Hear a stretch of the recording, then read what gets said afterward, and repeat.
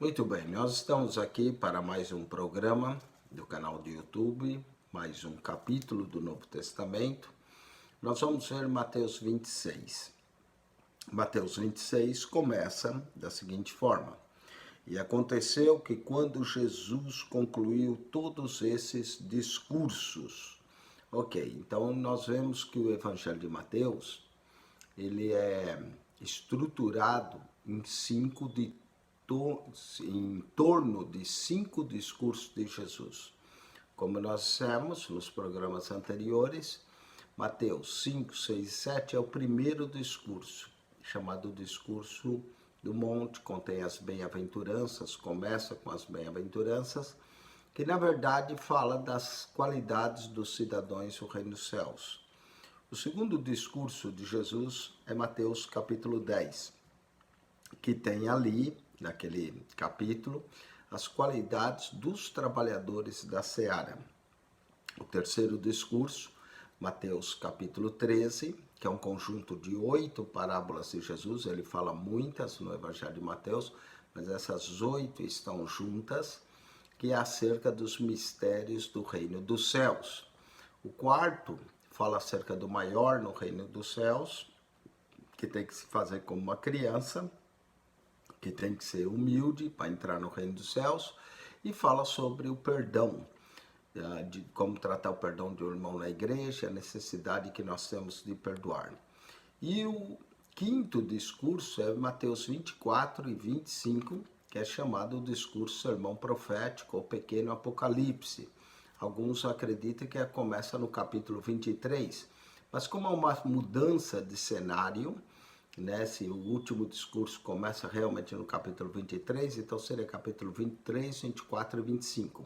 Mas como é uma mudança de cenário, o capítulo 24 e 25 é proclamado no Monte das Oliveiras, enquanto que o 23 é proclamado no templo, então alguns preferem só dizer Mateus 24 e 25, sermão profético, o pequeno apocalipse do Evangelho de Mateus. O capítulo 23, onde é proferido no templo, contém, na minha opinião, um dos capítulos mais severos do Novo Testamento, de repreensão contra os líderes religiosos, né? Tem 8 ais, a maioria desses ais é ai de vós, escribas e fariseus hipócritas.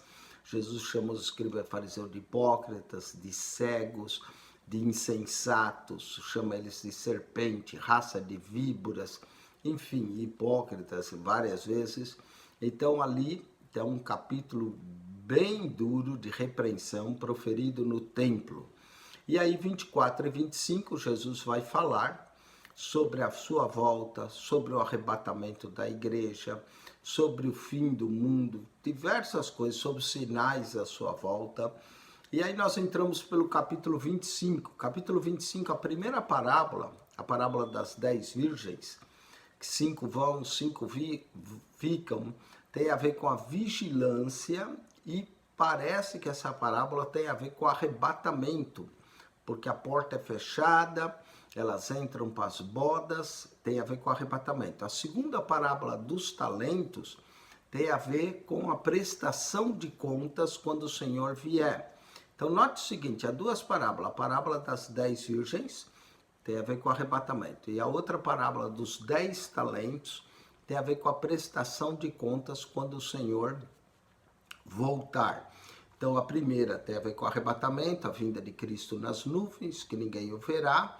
A segunda tem a ver com a volta de Cristo visível sobre a terra, onde todos o verão, a parábola dos 10 talentos. 2 parábolas interessantes, que contém o número 10, né, 10 virgens, 10 talentos. Então, tem a ver com a prestação de contas que se dará pela volta de Cristo. E aí é seguido do juízo das nações, que tem a ver também com a volta de Cristo. Quando Cristo voltar à terra, ele separará as nações ovelhas das nações bodes, não é? As nações ovelhas receberão parte no reino de Deus, enquanto que as nações bodes serão lançadas no inferno, onde está a besta, o falso profeta, e onde Satanás será lançado também. Então nós vemos aqui no capítulo 25, o arrebatamento, a prestação de contas e o juízo das nações, que se dará por volta da ocasião de Cristo. Muito bem, agora nós vamos concluir o Evangelho. Mateus vai concluir o seu Evangelho, mostrando agora no capítulo 26, Jesus preso à traição, Jesus entregue à mão dos fariseus, sacerdotes, não é? Que é os saduceus, que ele é julgado no Sinédrio, e depois a crucificação no capítulo 27 e conclui o capítulo 28 com a ressurreição. Esse é o ponto culminante do Evangelho de Mateus, não é? O capítulo 26, o julgamento de Jesus, capítulo 27, a crucificação de Jesus, e o capítulo 28, a ressurreição de Jesus, não é? Jesus preso, Jesus morre e Jesus ressuscita. Vamos lá, então, capítulo 26 é um capítulo longo. O capítulo 26, ele tem 75 versos, bastante longo. Eu vou tentar não me prender muito a certos detalhes, né? A não ser aquilo que eu creio que é importante para nós comentarmos, porque senão esse programa vai ter 2 horas e nós tentamos manter um limite de 45, 50 minutos, 1 hora. Diz assim: e aconteceu que quando Jesus concluiu todo esse discurso, disse aos seus discípulos: bem sabeis que daqui 2 dias é a Páscoa. A Páscoa se aproximava, faltava apenas 2 dias para a Páscoa. E o Filho do Homem será entregue para ser crucificado. Novamente, outra predição de Jesus acerca da sua morte e a ressurreição. Depois os príncipes sacerdotes, os escribas, os anciões e o povo reuniram na sala do sumo sacerdote, o qual se chama Caifás. Caifás foi o sumo sacerdote que vai assumir também no lugar de Anás, seu sogro, não é? Então, Caifás e Anás são 2 sumos sacerdotes importantes. O túmulo de Caifás foi achado em Abu Sur, numa escavação, acharam esse túmulo de Caifás. E eles consultaram-se mutuamente para prender a Jesus com dolo, ou seja, com traição, e o matarem. Era assim, eles temiam a multidão, então eles querem prender Jesus à surpresa.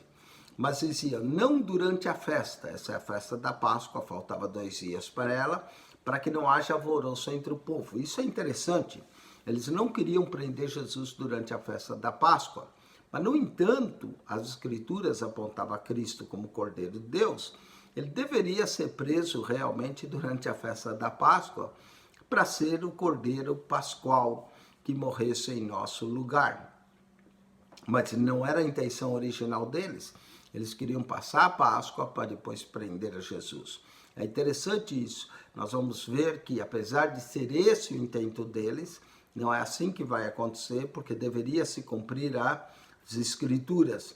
Não durante a festa, para que não haja alvoroço entre o povo. E estando Jesus em Betânia, na casa de Simão, o leproso, Jesus foi convidado à casa de Simão. Na casa de Simão, o leproso, provavelmente era um homem que Jesus já havia curado, porque se ele continuasse leproso, ele não podia estar em comunhão com a sua família, né? Mas Mateus menciona que Simão, o leproso, provavelmente foi um dos leprosos que Jesus curou. E aproximando-se dele uma mulher, Jesus está na casa desse homem, com um vaso de alabastro, com unguento de grande valor, derramou-lhe sobre a cabeça quando ele estava sentado à mesa. Presta atenção, Jesus está sentado para comer e chega essa mulher com esse vaso de alabastro. No Evangelho de João diz que essa mulher é Maria, a irmã de Lázaro, em gratidão ao Jesus ter ressuscitado a Lázaro. Aqui em Mateus só apenas menciona uma mulher, não dá o nome dela, mas ela chegou com um vaso de alabastro com um jeito de valor, de grande valor. Diz que no Evangelho de João que podia se vender esse perfume por 300 denários, seria 300 dias de trabalho de uma pessoa, ou seja, um perfume caríssimo, que deveria valer muito mesmo. E ela quebra o vaso, derrama sobre a cabeça de Jesus. Imagine só, desceu sobre a cabeça, sobre as vestes, aquele perfume tão grande que vai encher a casa toda com aquele cheiro. Lembra que falta 2 dias para Páscoa, Jesus fica todo perfumado. Imagine só quando ele vai ser crucificado, aquele perfume continua, não é nas suas roupas, continua em si, porque era um perfume caríssimo, né? Um cheiro tremendo. Ela ungiu a Jesus. Essa unção de Jesus era unção para a morte, o preparando para o seu sepultamento. Jesus mesmo vai falar isso. Mas uma coisa interessante é que aquele cheiro fica. Jesus, quando vai para a cruz, aquele cheiro mostra alguém que o considerou, o amou a tal ponto de derramar esse ungento caríssimo sobre ele.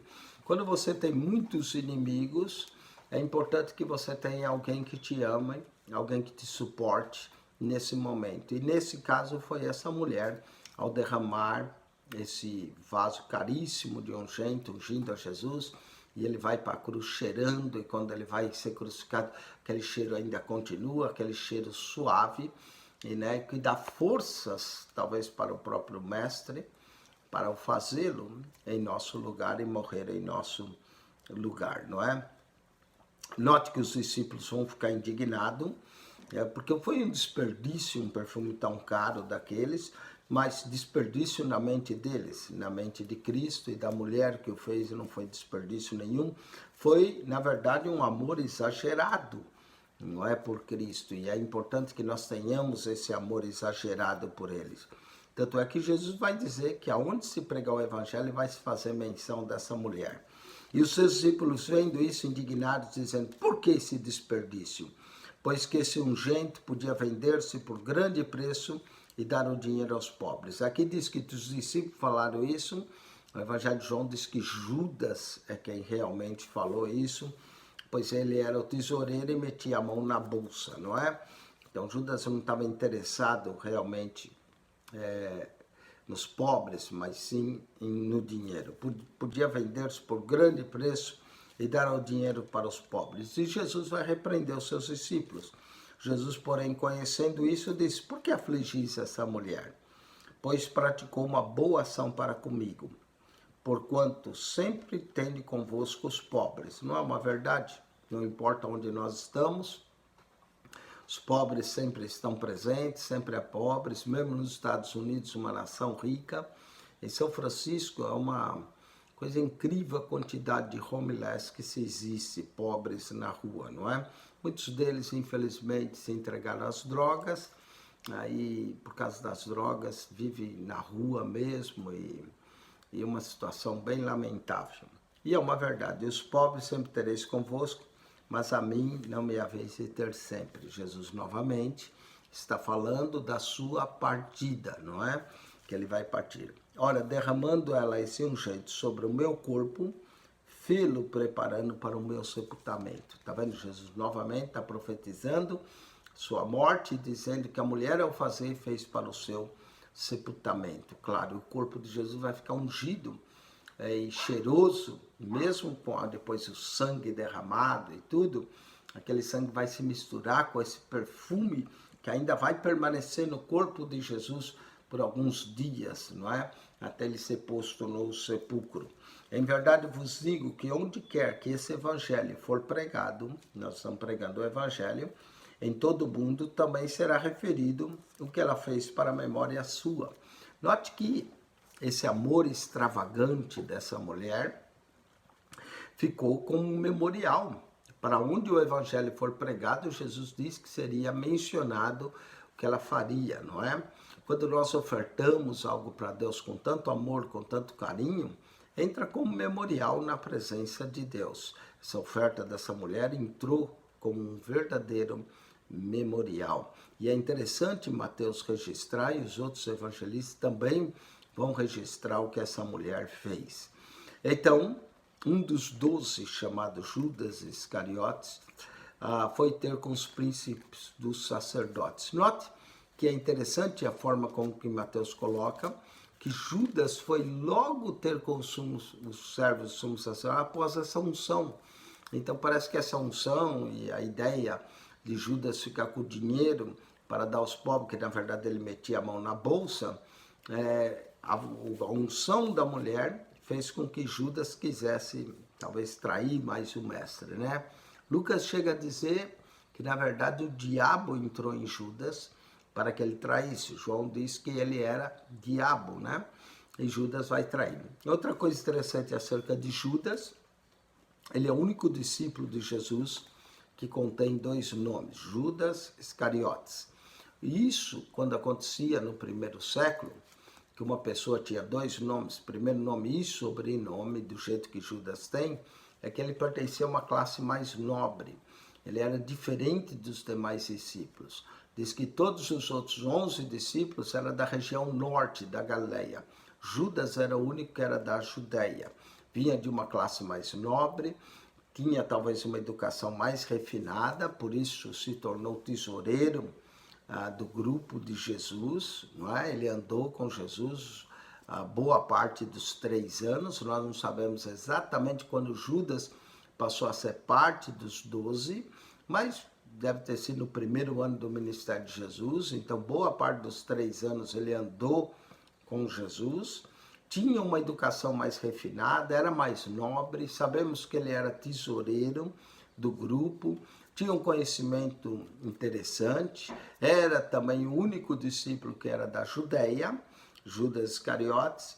Ele conhecia os príncipes dos sacerdotes, ele vai ter com eles, não é? Ele combina o preço da venda de Jesus e talvez, alguns dizem que talvez fez-o por inveja, por traição mesmo.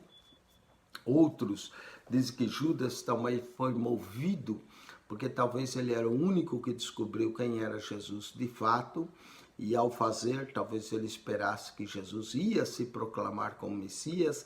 Então, alguns intérpretes acham que Judas quis forçar a mão de Jesus para se manifestar como Messias, e quando ele viu que Jesus foi para a cruz como ovelha muda, calada, como profetizava Isaías, então ele se arrependeu e foi tentar devolver as 30 moedas e não aceitaram. Ele atirou para o templo e no final ele vai se enforcar, não é? Então, Judas é um caráter interessante de se estudar. No Evangelho de João, no capítulo 17, verso 11 e 12, Jesus menciona ele, Judas, como filho da perdição. Infelizmente, né? Judas andou e se perdeu. Então, Judas também é um exemplo de avareza, vende a Jesus por 30 moedas, né? E Jesus, isso vai a ver com o Evangelho de Mateus, que Jesus disse, não se pode servir a 2 senhores, não se pode servir a Deus e a Mamon, que é o Deus das riquezas, né? As pessoas que se apegam muito ao dinheiro, a muita coisa, acabam deixando Deus de lado. Então, temos que tomar cuidado com isso. Foi talvez uma das coisas que seduziu Judas à traição a Jesus. E diz, que quereis mudar e eu vos entregarei. Note que ele foi aos principais sacerdotes, ele não foi com preço fixo, ele perguntou o que eles queriam lhe dar que ele entregaria. E eles pesaram 30 moedas de prata, não é? Não era de muito valor, dava 30 moedas, tinha o seu valor. Tanto é que quando Judas devolve, eles acabam comprando um campo com esse dinheiro. Mas Judas, de fato, vendeu o mestre barato. Aqui a venda de Judas a Jesus por 30 moedas lembra também José, lá no livro de Gênesis, quando ele é vendido pelos seus irmãos, só que José foi por 20 moedas. Vendido por 20 moedas pelos seus irmãos para os amalequitas, para ir para o Egito, né? Então, nós vemos aqui isso aqui acontecer no caso de Judas, vende Jesus por 30 moedas. E desde então buscava oportunidade para o entregar. Então Judas combinou o preço da traição e agora só era uma questão de oportunidade. Muito bem, nós vamos então para a celebração da Páscoa, que vai acontecer aqui. Jesus celebra a Páscoa e Judas está procurando oportunidade para a traição. E no primeiro dia da festa dos pães asmos, chegaram os discípulos junto a Jesus dizendo, onde queres que preparemos a comida ou a refeição da Páscoa? E ele disse, ide à aldeia, a um certo homem, e dizei, o mestre diz, o meu tempo está próximo, em tua casa celebrarei a Páscoa com os meus discípulos. Esse homem provavelmente era discípulo de Jesus, um discípulo, vamos dizer, meio oculto ou secreto. Jesus tinha alguns desses discípulos, não é? O próprio José de Arimateia é um que vai pedir o corpo de Jesus. Esse homem é um homem na cidade que tem um local, um cenáculo, para que Jesus celebre a Páscoa. E ele vai ceder esse local, não é? Jesus manda eles à cidade. Note que a casa desse homem ficava na cidade. Hoje, quando a gente vai a Jerusalém, tem o cenáculo, que não é muito longe não era muito longe do templo, nem do local da crucificação, onde Jesus vai ser crucificado. Outra coisa interessante acerca desse homem, e pela localização que se encontrava o cenáculo, normalmente quem morava na cidade, nessa localização, eram essênios. Então, é possível que esse discípulo de Jesus era um essênio e era uma pessoa com uma certa, relativamente posse, ele tinha uma casa na cidade. A maioria dos essênios morava em comunidades perto do Mar Morto. A maioria viviam em comunidades, vendiam tudo que tinham e iam para essas comunidades. Mas havia também alguns essênios que viviam na cidade de Jerusalém, que não tinham abraçado totalmente a viver em comunidade, mas viviam na cidade. E é possível que esse homem fosse essênio. A Bíblia não diz, é possível apenas, devido à localização da sua casa. E os discípulos fizeram como Jesus lhe ordenara e prepararam a Páscoa. E chegada a tarde, assentou-se com os 12. Essa Páscoa que Jesus vai celebrar, ele mais os 12, note que Judas também está lá ainda, no meio, é muito significativa, porque ela representa, a Páscoa em si representa a saída do povo de Israel do Egito, a libertação que Deus trouxe. Mas esse ano em especial, Jesus está lá, e Jesus é o Cordeiro de Deus, ele é o Cordeiro Pascual. Inclusive João coloca de tal forma que Cristo morre no dia da Páscoa, o que sugere que talvez Jesus celebrou esse jantar um dia antes do verdadeiro dia de celebração da Páscoa nos evangelhos sinóticos, né, para harmonizarmos, vamos dizer, a descrição de João com os sinópticos. É possível que Jesus tenha celebrado uma noite antes, porque ele seria o Cordeiro Pascual no outro dia, né? E diz que enquanto eles comiam, disse: em verdade vos digo que um de vós há de me trair. Jesus já tinha revelação que havia um traidor no meio deles. Nós vemos que Judas já havia tratado o preço, só procurava a ocasião para o prender. E Jesus diz: em verdade vos digo que um de vós há de me trair. E eles se entristeceram muito, começaram um por um a dizer: porventura sou eu, Senhor? Interessante essa parte.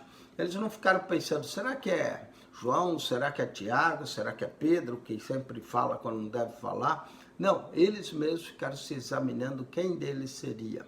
Parece que o amor, o entendimento havia tanto no grupo de Jesus que eles se recusavam a pensar mal um do outro, a acusar um ao outro. De vez em quando um se aborrecia com o outro, como foi o caso do pedido da mãe dos filhos de Zebedeu, mãe de João e Tiago, que foi pedir que um se assentasse à direita e à esquerda, e os demais se indignaram com aquilo.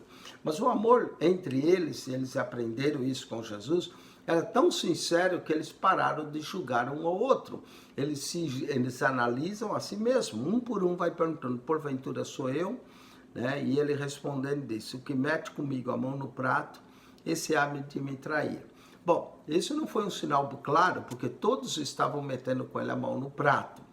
No Evangelho de João, diz que Pedro fez sinal a João, que estava perto a Jesus, colocou o peito, a cabeça sobre o peito de Jesus, e Jesus disse: aqui eu dei um bocado de pão, e ele molhou e deu a Judas. O que indica a posição de João do lado ali de Jesus, e Judas também próximo, porque Judas estava ao alcance da mão de Jesus para ele esticar o pedaço de pão para Judas, não é? Então, mas eles não desconfiaram de Judas, todos ficaram pensando: por acaso sou eu? E ele disse, o que mete a mão no prato, esse há de trair. No Evangelho de João diz que ele meteu e deu um bocado de pão a Judas, não é? Mas aqui diz só meter a mão no prato. Então talvez Jesus estava metendo a mão para Judas também, os dois juntos. Em verdade, o Filho do Homem, Jesus disse, vai como acerca dele está escrito. Ou seja, tudo o que vai acontecer com Jesus já estava escrito, já estava profetizado. Isaías 53 diz que ele ia como ovelha muda. Mas ai daquele homem por quem o Filho do Homem é traído. Ou seja, Jesus não precisava ser traído por Judas, eles já queriam matar a Jesus. Judas se levanta, e Judas também é profético. O Salmo diz, aquele que mete a mão comigo no prato há de levantar o seu calcanhar contra mim. Não é? Então, já havia uma profecia sobre isso, e Judas vai acabar cumprindo essa profecia, não é? Mas Jesus está dizendo que Jesus ia mesmo para a cruz, ia como estava escrito acerca dele, que ele não precisava ser traído para ser preso. Não pense que Judas fez algum favor para Jesus em o trair, pelo contrário, né? Judas vai acabar perdendo ele a sua salvação, se tornando filho da perdição. Jesus aqui diz, vai como a cerca, mas ai daquele homem porque o filho é traído. Bom seria para esse homem se não houvesse nascido. Uau! Eu não queria estar nas sandálias de Judas nunca. Bom seria se para esse homem não tivesse nascido. Que coisa triste quando um homem que nasce não cumpre o propósito de Deus na sua vida e se dizia tanto desse propósito que era melhor nunca ter nascido, como Jesus disse. E respondeu Judas o que traía. Olha a hipocrisia de Judas agora. Jesus pode falar isso. Porventura sou eu, Rabi. Olha a hipocrisia. Não é? Os traidores são sempre hipócritas. E traição e hipocrisia andam de mãos dadas. Ele diz, porventura sou eu, Rabi? Jesus disse, tu dissestes.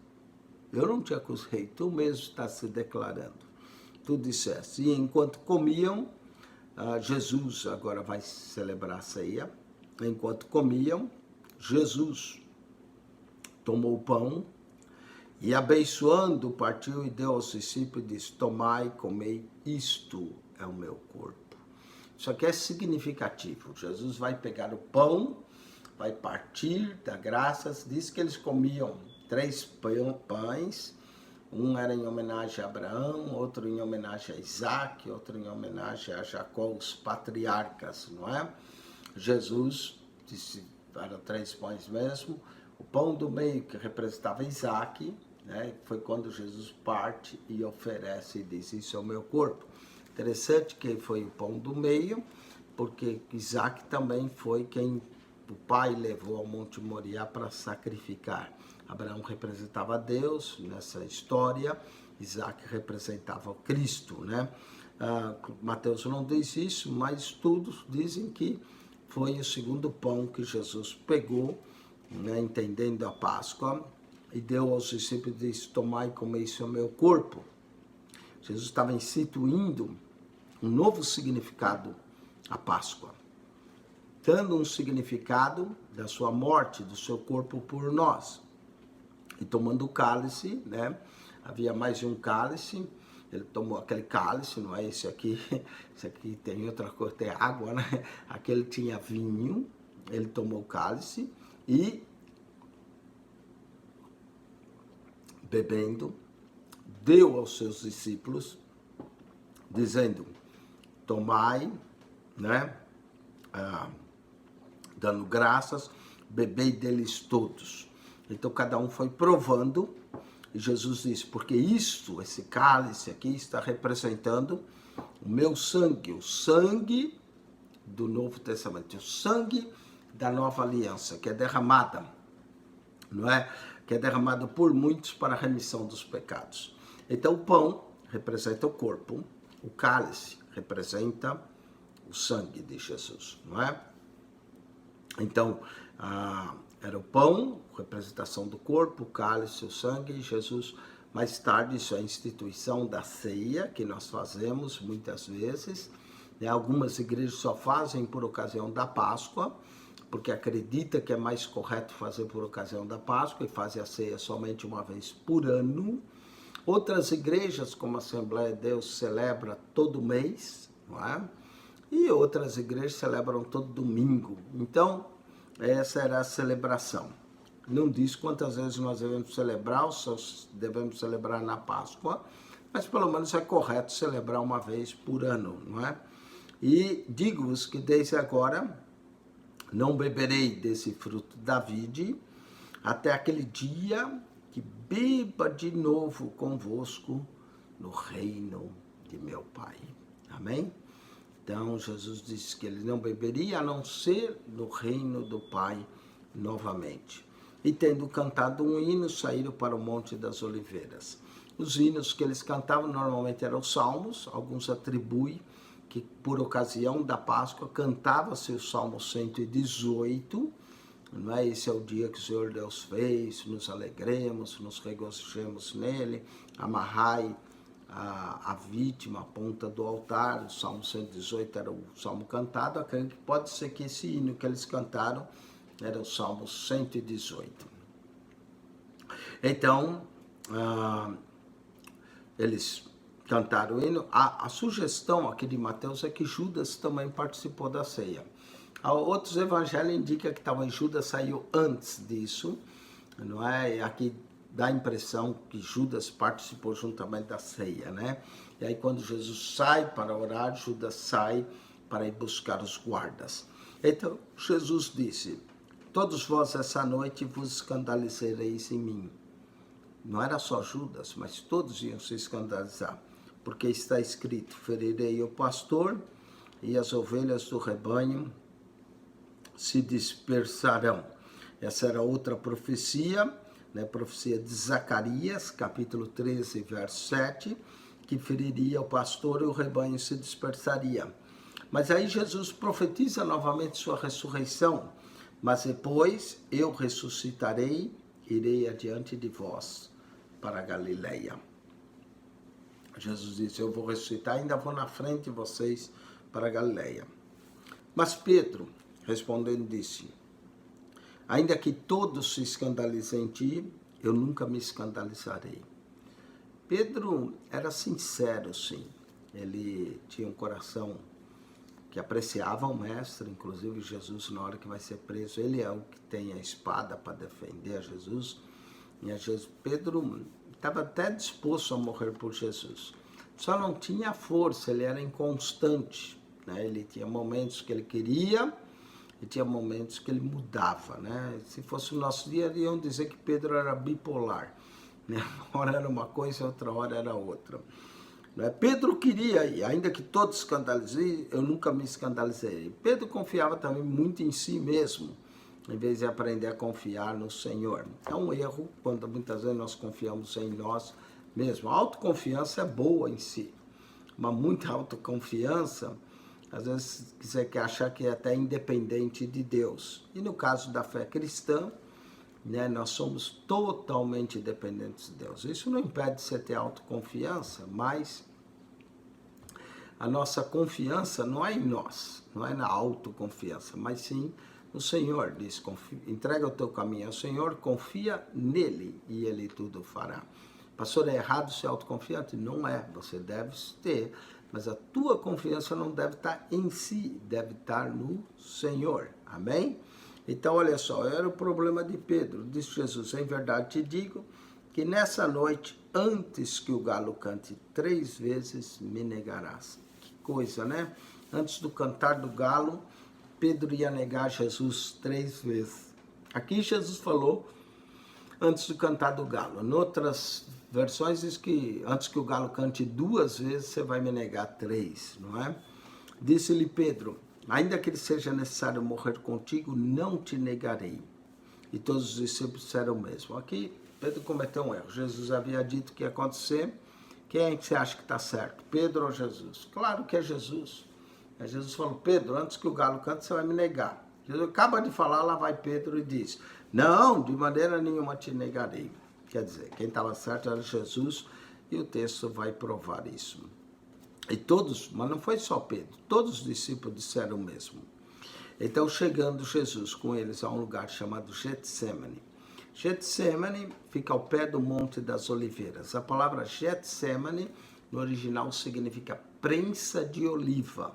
Era onde o lugar, as olivas eram prensadas. Fica ao pé do Monte das Oliveiras, as olivas eram tiradas e eram postas naquela moinha, onde prensava a oliva para produzir-se o azeite, não é? Aqui Jesus também vai ser prensado e vai produzir em nós o azeite da unção do Espírito Santo, não é? Interessante, era no Getsemane, e vai ser um lugar de pressão mesmo. O Getsemane foi, vamos dizer, o vale da decisão de Cristo de ir para a cruz. Depois que ele decidiu no Getsemane ir de fato, ainda que a cruz não foi fácil, mas ficou mais fácil do que passar Getsemane. Getsemane foi o ponto decisivo, né? E disse aos seus: assentai-vos aqui enquanto eu vou ali orar. E eu quero dizer isso porque há Getsemanes em nossa vida, pontos de decisões difíceis de tomar. No caso a de Jesus aqui era, não é? Tanto é que, não que ele não quisesse fazer isso, ele até se submete à vontade do Pai, mas se fosse possível fazer de outro jeito, ele gostaria que eu fosse. Ele levando consigo a Pedro e 2 filhos de Zebedeu. Os 2 filhos de Zebedeu é João e Tiago. Pedro, João e Tiago acompanhavam Jesus muitas vezes. Às vezes ficava João, ou Tiago e André também, não é? Então, esses 3 eram o grupo mais chegado. Pedro, João e Tiago levou e começou a entristecer-se, a angustiar-se muito. Note que o Cristo também se entristece, era homem, não é? Angústia, sentiu angústia, sabe? Jesus se tornou homem, se tornou como nós. Passou tristeza. Quantas vezes a gente fica triste? Tem gente que acha que é porque é cristão não pode se entristecer. Tem gente que acha que porque é cristão não pode passar angústia. Peraí, Jesus passou, Jesus se entristeceu, Jesus se angustiou. É normal, isso faz parte da vida. Angústia, tristeza, não é? Faz parte da vida. Jesus passou, são Getsêmanes em nossa vida. Jesus passou por isso. Então lhes disse: a minha alma está cheia de tristeza, até a morte, está cheia de tristeza até a morte. Claro, ele ia morrer pelos nossos pecados, sua alma estava triste, estava abatida, estava angustiada. Jesus passou por isso. E Jesus entende quando nós passamos por esses Getsêmanes, angústia da alma, tristeza da alma, não é? Isso é comum. A vida não é só sorriso, só alegria, tudo mil maravilhas. Não, a vida tem tristeza, a vida tem angústia, tem momentos de lágrimas, de dor. É comum isso. E Jesus diz: ficai aqui e vigiai comigo. Agora, Jesus vai nos ensinar uma lição tremenda. Em meio à angústia, tristeza, a dor da alma, o que você faz? Ora a Deus. Jesus vai mostrar isso. É fácil orar nessa hora? Não, não é fácil não. Mas ele vai mostrar que nesses momentos nós devemos orar. E indo um pouco adiante, prostrou-se sobre o seu rosto, orando. Tinha momentos que Jesus orava em pé, tinha momentos que ele erguia os olhos ao céu. Dessa vez ele se prostra com o rosto em terra para orar. Orando disse: meu Pai, se possível, passa de mim esse cálice. Todavia, não seja como eu quero, mas como tu queres. A posição da oração não é tão importante, mas a posição da oração aqui, quando Jesus orava com os olhos para cima, mostrava uma certa confiança. Aqui mostra a sua angústia profunda, que ele chega a cair de rosto em terra, prostrado, e faz um pedido: meu Pai, passa de mim esse cálice. Não é que Jesus não queria, mas se fosse possível fazer de outro modo, ele queria. Imagine só, todo o pecado da humanidade seria colocado sobre ele. Além da angústia dele própria, todo o pecado, né? Todo o preço alto que ele ia pagar. Todavia, não seja como eu quero, mas como tu queres. E Jesus nos ensina uma outra lição tremenda. Nem sempre a vontade nossa é a vontade de Deus. Mas o que deve prevalecer na nossa vida é a vontade de Deus. Mesmo que não seja a nossa. Mesmo que momentos difíceis são os nossos Getsêmanes, não é? Contudo, e não seja feita a minha vontade, mas como tu queres. E voltando para os seus discípulos, achou adormecidos. Eles estavam cansados, eles adormeceram, não conseguiram orar. No momento que Jesus mais precisou que eles orassem com eles não estavam presentes. Há certos momentos que, quando você mais precisa dos amigos, todos desaparecem. Mas é nesse momento que a gente aprende, não que os amigos não são bons, a confiar somente em Deus, a crer somente em Deus. Jesus passa por isso. Seus melhores amigos, seus melhores discípulos, mais chegados, nesse momento, adormeceram. E disse a Pedro, então, nenhuma hora pudesse vigiar comigo? Ou seja, Pedro, nenhuma hora você pode estar aqui atento, vigiando comigo? Note que é por essa razão, talvez, que Pedro vai negar. Pedro está muito autoconfiante, que ia dar a própria vida por Jesus, se fosse necessário, inverter os papéis, porque era Jesus que ia dar a vida por Pedro, não Pedro por Jesus, não é? Então, nenhuma hora pudesse vigiar. Jesus vai falar uma das coisas que ele já tinha falado no capítulo 24, no capítulo 25, no seu sermão, ele vai repetir de novo, vigiai e orai. Duas coisas, ou duas práticas importantíssimas no cristianismo, vigilância e oração. Eu conheço muitos crentes de oração, mas oram mesmo, vão ao monte orar e oram várias coisas, mas falta vigilância para eles. E mesmo eles orando muito, acabam caindo por falta de vigilância. E conheço outros que sempre estão atentos, né, vigiando, mas não oram. A Bíblia diz que nós temos que fazer os dois em conjunto. Note que eu tenho duas mãos, dois braços, duas pernas. É difícil andar com uma só, né? Você tem que sair pulando. Então, a mesma coisa, a vigilância e a oração vai juntos, né? Pensa nas pernas, vai com são as duas para andar, um passo aqui, outro aqui, outro aqui, outro aqui para andar, né? Se tiver só uma perna é difícil, vai pulando. A vigilância e a oração na vida do cristão é assim, né? Vigia, ora, vigia, ora, vigia, ora. Andando dessa forma, o cristão consegue ter sucesso, porque ele vai ter vigilância e oração, vigilância e oração. Agora, se ele for só na oração e não vigiar, é problema. Se ele for só vigiar e não orar, também é problema. Jesus diz, vigiai e orai para que não entreis em tentação. Não é? A vigilância e a oração caminham juntos para vencermos as tentações. Na verdade, o espírito está pronto, mas a carne é fraca. O nosso espírito muitas vezes está pronto, mas a carne é fraca. E eu costumo dizer, o espírito está pronto, a carne é fraca. E tem gente que diz para mim, pastor, a carne é fraca, a carne é fraca. E eu digo, irmão, e o pecado não é vitamina para a carne, não é? Nós temos que vigiar e orar, vigiar e orar, para que não entreis em tentação. Na verdade, o espírito está pronto, mas a carne é fraca.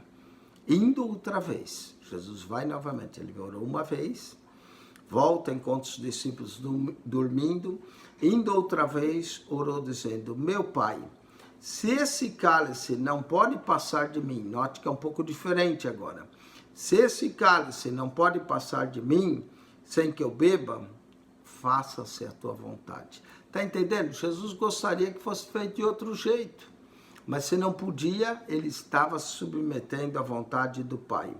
E voltando, achou outra vez adormecidos. Interessante, Jesus acordou para que eles orassem, mandou que eles vigiassem e orassem, para que não entrasse em tentação. O espírito está pronto, a carne é fraca, e a deles ainda era mais fraca, que pegava mesmo no sono. Voltando, achou outra vez adormecido, porque os seus olhos estavam carregados de sono. E deixando de novo, veja que Jesus foi 3 vezes, foi orar pela 3ª vez, dizendo as mesmas palavras. Diz que você ia pedir 3 vezes a Deus, e Deus não te responder, porque a vontade dele realmente é outra, não é? Jesus pediu pela 3ª vez, e falando de resposta de oração, dá 3 respostas que Deus dá. Sim, não e espere. Não é? Espere que ainda não é o tempo. No caso aqui, a vontade de Deus era que permitir que seu filho morresse na cruz para nos salvar. Jesus volta pela terceira vez dizendo as mesmas palavras.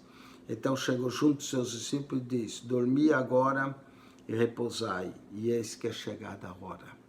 Note que a hora do Evangelho é a hora que Cristo vai para a cruz. Entender essa hora é importante. Por exemplo, no Evangelho de João, quando Maria, a mãe de Jesus, não fala Maria, né? No Evangelho de João, Maria é anônima, só é mãe de Jesus, disse: eles não têm mais vinho. Jesus disse: mulher, que tenho eu contigo, a minha hora não é chegada. A hora que Jesus está falando é a hora dele ir para a cruz. E o Filho do Homem será entregue em suas mãos dos pecadores.